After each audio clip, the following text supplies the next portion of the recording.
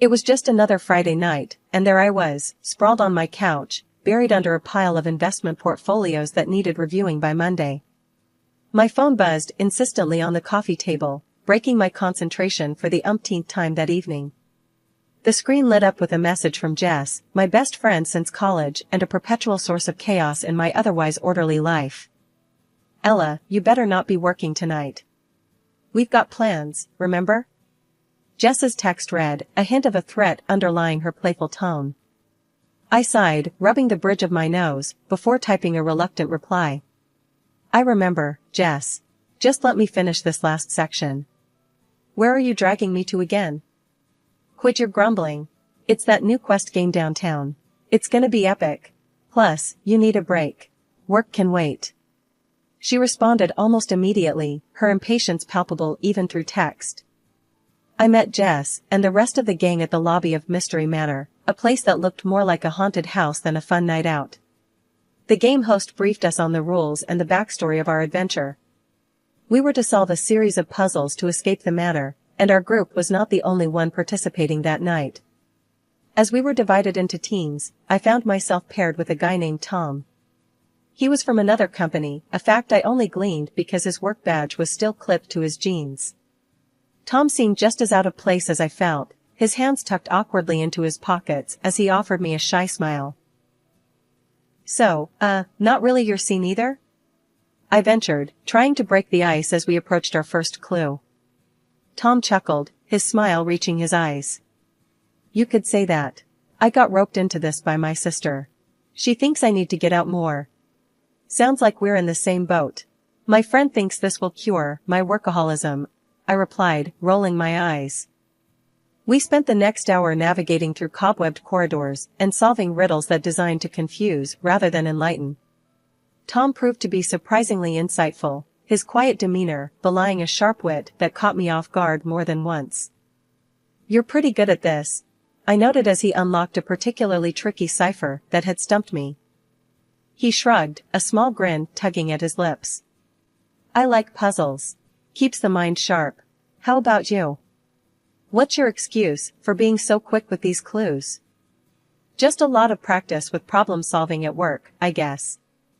Investment decisions aren't so different from puzzles, just with higher stakes," I explained, warming up to him as we delved deeper into the game. As we cracked the last code and escaped the manor, Tom turned to me, his eyes bright with excitement. "That was actually fun. Thanks for being such a great team partner, Ella." "No, thank you. I was dreading tonight, but this turned out to be a blast," I admitted, feeling a strange reluctance at the night coming to an end. We exchanged numbers, a move that surprised me more than it probably should have. As I watched Tom disappear into the night, a part of me hoped this wouldn't be the last I saw of him. After that quirky night at the escape room, things with Tom picked up speed faster than I ever expected. We started seeing each other regularly, finding comfort in our shared love for dry humor and disdain for unnecessary social gatherings. When I first met Tom's family, I was nervous, wondering if they'd accept me. His parents were instantly welcoming, warm smiles and hearty hugs making me feel right at home. But Karen, Tom's older sister, was another story entirely. Right from the start, she sized me up with a look that could chill a glass of beer. "So you're the one Tom's been all crazy about," she said with a sneer, her tone dripping with something less than enthusiasm. Life after marriage felt like stepping onto a fast-moving train. Just a few months in, and we were already on to our next big adventure, pregnancy. I'd be lying if I said I wasn't scared. Holding down a demanding job while growing a human inside me? Yeah, it sounded like a plot for disaster. But Tom was a rock, always there with his unshakable calm. "Hey, you're going to be an amazing mom," Tom reassured me one evening as we sat on our couch, my feet in his lap after a particularly rough day. "And don't worry about work. We'll figure it out together." "Yeah, I know, but you've seen me with plants, Tom.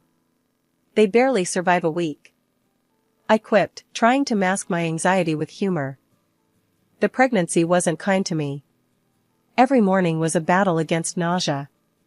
I remember one meeting where I had to excuse myself every half hour, rushing to the restroom while my colleagues waited patiently. The day of the delivery was a blur of pain and panic. I clung to Tom's hand, the only anchor I had as the waves of contractions tried to pull me under. The doctors buzzed around, their faces tense as they monitored the situation. It wasn't going well. "Mrs. Carter, we need to do an emergency C-section. It's the best chance for your baby," the lead doctor finally said, looking me straight in the eye as if willing me to understand the gravity of the situation. I barely nodded, my body racked with another painful contraction, as they wheeled me into the operating room. The last thing I remember was Tom's voice, soft and steady, telling me he loved me. When I woke up, the room was silent. The kind of silence that suffocates. Tom was there, his face pale and strained. He took my hand, tears brimming in his eyes, but not falling. "Ella, I'm so sorry. We lost him." The world stopped. No, that's not quite right. It shattered, a million pieces of me scattering to the wind.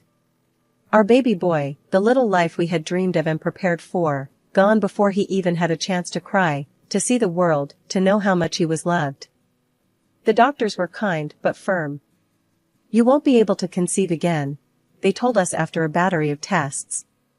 It was clinical, the finality of it, but nothing about that moment felt clinical to me. It felt like another loss, a future stolen from us. Tom and I went home, to a house filled with unopened baby gifts and a nursery that would remain empty. 5 years have passed since then. Tom's mom had passed away last year, and the old man was getting more and more withdrawn, spending days by himself in that big, echoing house. Tom and I had a long talk over some seriously strong coffee one Saturday morning. "We can't just leave him like this, Ella. It's not right," Tom said, running his hands through his hair, looking all worn and worried. I nodded, taking a sip of my coffee, feeling it bitter and hot down my throat. "I know, babe. It makes sense. Let's move in for a while, help him out. It'll be good, being together." Tom gave me this grateful look, like I'd just lifted 100 pounds off his shoulders. So, we packed up our stuff, not much, and by the following weekend, we were setting up in his dad's guest rooms. The first evening we moved in, the air was cool and the house smelled like lavender and old books. We were just about to have dinner, the three of us, when there was a loud banging on the door. It was Karen, of course, coming in with her usual flair for drama, her 2 kids trailing behind her like lost puppies. "What's this all about then? Moving in on Dad, now that Mom's gone?" she snapped as soon as she stepped in, not even a hello. She dropped her purse loudly on the table, her eyes darting around like she was looking for hidden treasure. "Karen, calm down. We're just trying to help Dad, not take over," I replied, trying to keep my voice even. It was hard, though, with her staring me down like I'd stolen something. Tom's dad shuffled into the room, his face lighting up seeing the kids. "Karen, let it be.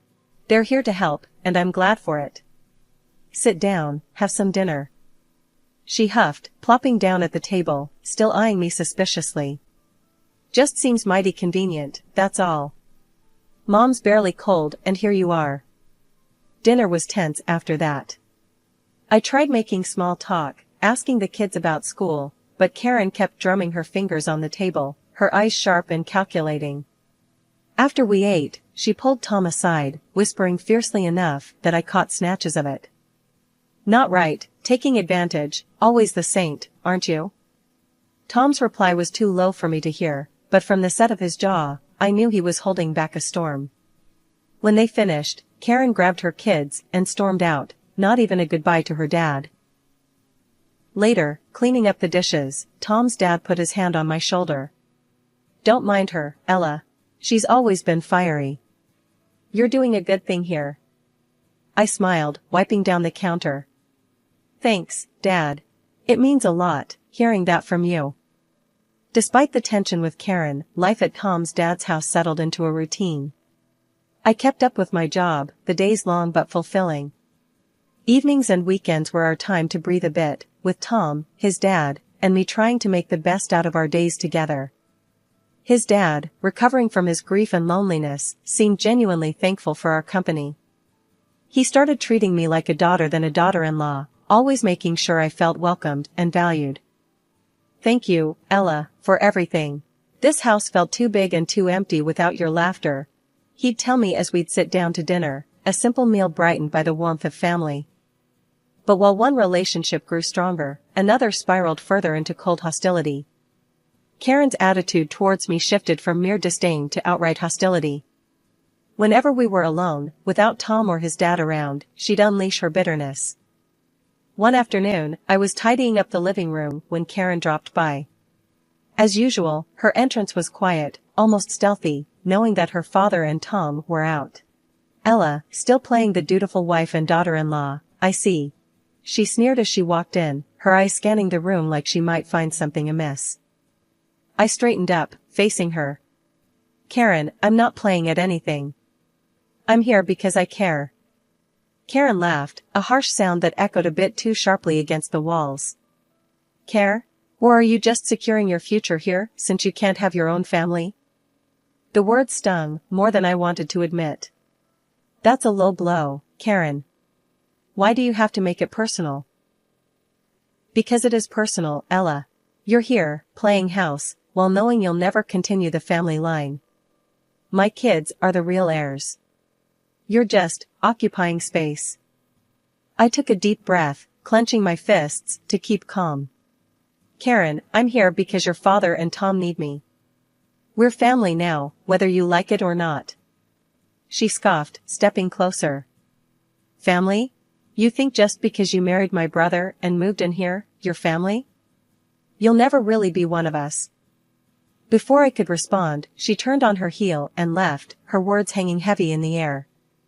Later that evening, when Tom and his dad came back, Karen transformed like she always did. Smiling, engaging, and utterly flawless in her role as the devoted daughter. It was as if our earlier confrontation had never happened. At dinner, she talked animatedly about her children's school activities, weaving herself back into the fabric of the family with practiced ease. I watched her, marveling at the stark difference in her demeanor. Tom, catching my eye, gave me a small, knowing look. He squeezed my hand under the table, a silent message of solidarity. After dinner, while washing up, Tom leaned in. I saw that look during dinner. Did something happen with Karen today? I hesitated, then nodded. Yeah, the usual. Her words. Tom, they do hurt. Tom frowned, his features hardening. I know, Ella. I'm sorry. I wish she'd see what she's doing to us. But listen, you are part of this family. Don't ever doubt that. This year, I decided to keep my birthday low-key, celebrating it quietly at my father-in-law's house with just the close family. It felt right, more like a gathering of warmth and comfort, something I craved more as each year passed. Karen and her family were the last to arrive. As soon as she stepped through the door, she thrust her 2 kids towards me with a smirk, saying, Here, Ella, I'm sure you're not tired of kids yet. It'll do you good to feel like a full-fledged woman for a change. I bit back the sharp retort that sprang to my lips, choosing instead to smile and usher the children inside, not wanting to start my birthday with a confrontation.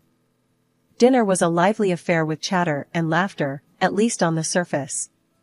Karen passed me a gift, a small, elegantly wrapped box. Why don't you open this later, in your room? When no one will bother you, she whispered, her voice dripping with false sweetness that sent a ripple of anxiety through me. I nodded, tucking the box beside me, my smile fixed. The meal progressed, and just as I was starting to relax, Karen's youngest son, sitting on my lap, looked up at me with innocent eyes and asked loudly, What does infertile mean? Mommy said that's what you are. The words hung heavy in the air, a suffocating silence falling over the table. I froze, words lodged in my throat, the room suddenly feeling too tight. Tom was quick to intervene, his voice calm but firm as he redirected the conversation to a safer topic. I barely heard the words, my heart thudding painfully in my chest. Excusing myself under the pretense of needing to freshen up, I escaped to the sanctuary of the next room. My hands were shaking as I pulled Karen's gift from the folds of my napkin. The unease I'd felt earlier blossomed into full-blown dread as I unwrapped it. Inside the box was a small doll, a grotesque mimicry of a newborn, smeared with what looked like blood. Attached was a note, cruel and heartless. Maybe now you'll remember what you did to your child. A gasp escaped me, and my hands trembled violently. Tom! I called out, my voice breaking with panic and grief. Tom rushed in, his face blanching as he saw the contents of the box in my hands. Without a word, he enveloped me in his arms, taking the doll and the note from my shaking hands, his own expression one of horror and fury. "I'm so sorry, Ella. I'm so sorry," he murmured, his voice thick with emotion. "This is unforgivable." As I clung to him, the walls I had built to hold back my grief crumbled. This was supposed to be a simple birthday celebration, a day of joy, and it had turned into a reminder of the deepest pain I carried. Tom, pale with fury, clutched the small doll and the cruel note his sister had given me. Without a word, he stormed into the living room, where everyone was still gathered, chatting idly. "Look at this. Look at what Karen thought was an appropriate birthday gift for my wife." Tom's voice boomed, shaking with anger as he thrust the doll and the note into the center of the room. The chatter ceased instantly, everyone's eyes widening in shock as they processed the gruesome symbol and the hateful words. "This is beyond sick, Karen," Tom yelled, turning to face his sister, who stood frozen, her face a mask of feigned confusion and defiance. "Tom, Karen started, but Tom cut her off. "No. I don't want to hear your excuses. How could you be so heartless? You're my sister, but I can't even look at you right now. You're not part of this family if this is how you treat people. You're done here," he shouted, his words slicing through the tense air. Dad, who had been silent, his face a growing shade of red from anger, finally spoke up, his voice thundering. "Karen, get out of my house. I don't want to know you anymore. To think I raised someone capable of this." Karen, still clutching at some shred of pride, scoffed and headed towards the door. Once outside, she turned back, a sneer distorting her face. "Fine. But when he's gone, who do you think will inherit all this? My children are still his grandchildren." The audacity of her words struck us silent. We watched, stunned, as she walked to her car where her husband was waiting. Their voices carried back to us, the sharp sound of a heated argument breaking the cold night air. "You idiot. Do you realize what you've just done?" Her husband's voice echoed through the parking lot. "Oh, shut up. It's not my fault they can't take a joke," Karen shot back, her voice shrill. Their children, forgotten in the commotion, stood by the doorstep, small and confused. My heart broke for them, witnessing such ugliness. Tom, his father, and I stood by the open door, the cold breeze sweeping in, mingling with the harsh words floating from the parking lot. None of us could find the words to speak. We simply stood there, the door eventually closing with a soft click that sounded final. Inside, the house felt emptier, the echo of the confrontation hanging in every corner. Dad put his arm around me, his old, tired eyes wet with unshed tears. "I'm so sorry, Ella. That anyone, let alone my own daughter, could do this." His voice trailed off, choked with emotion. Tom stood by, his jaw clenched, his usual warmth replaced by a cold fury. After a moment, he turned to me, his expression softening. "Ella, I'm so sorry. This should have been a happy occasion. I promise, we'll make this right. Somehow." A few months after that tumultuous birthday, things took another turn. We found out that Karen's husband had left her. He'd been banking on a hefty inheritance from Dad and couldn't handle the fallout of being cut off. Worse yet, Karen started drinking heavily, spiraling down so fast that she eventually lost her rights to see her kids. It was a mess, and those poor kids were stuck in the middle of it. One evening, after Tom and I had put the kids to bed in our guest room, they'd been staying with us temporarily, I brought up the subject that had been weighing on my mind. We were in the kitchen, Tom making a late cup of tea for us. "Tom, we need to talk about your niece and nephew. This situation isn't getting any better, and they need stability," I said, leaning against the counter. Tom sighed, running a hand through his hair. "I know. I've been thinking about that too. They're already like family to us. Maybe we should make it official? I was thinking the same thing. How do you feel about us becoming their legal guardians? I asked, watching his reaction closely. He paused, then nodded firmly. Let's do it. They need us, and I want them to grow up in a loving home. They've been through enough already. We decided to move forward with it, and after a series of meetings with social services and seemingly endless paperwork, we were granted custody of the kids. They were officially part of our family now, and their bright smiles made every bit of bureaucracy worth it. Dad was overjoyed when we told him the news. I've got enough rooms in this big old house for all of you, he declared one afternoon as we all sat in the living room, a puzzle spread out on the coffee table. Why don't you all move in permanently? Make it official. Tom and I exchanged a look, the idea having already crossed our minds.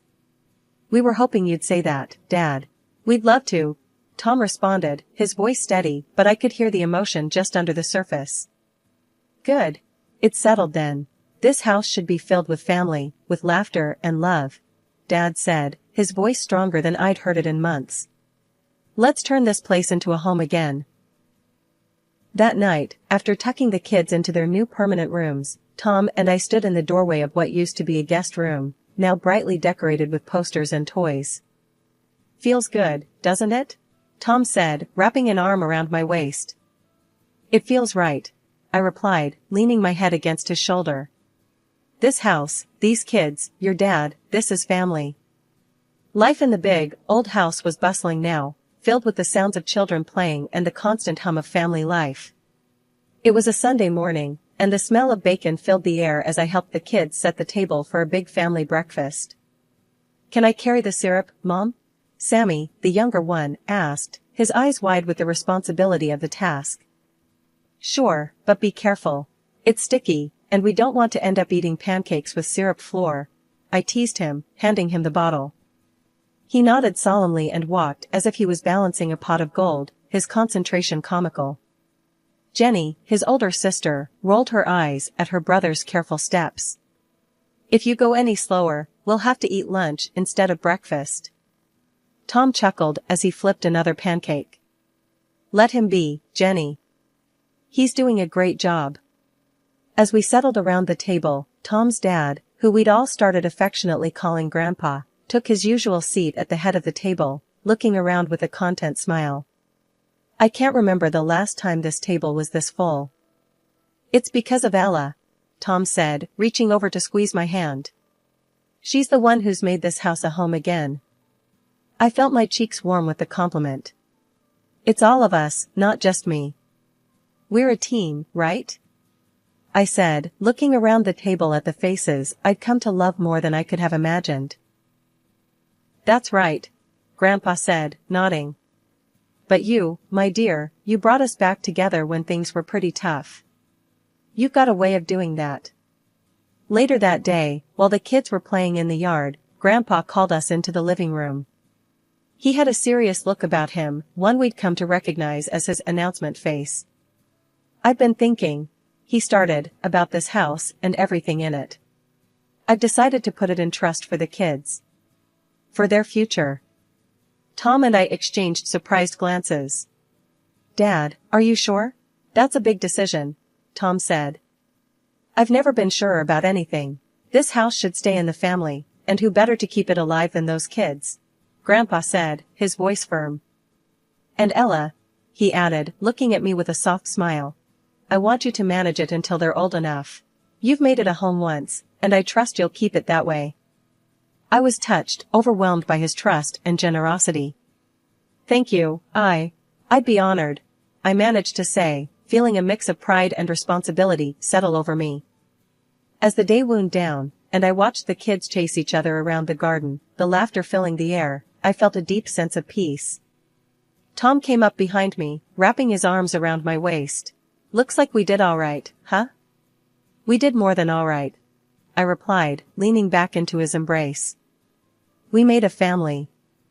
And as the sun set over our home, I knew that no matter what the future held, we had built something enduring here, something that would last, carried forward not just by blood but by the love we shared.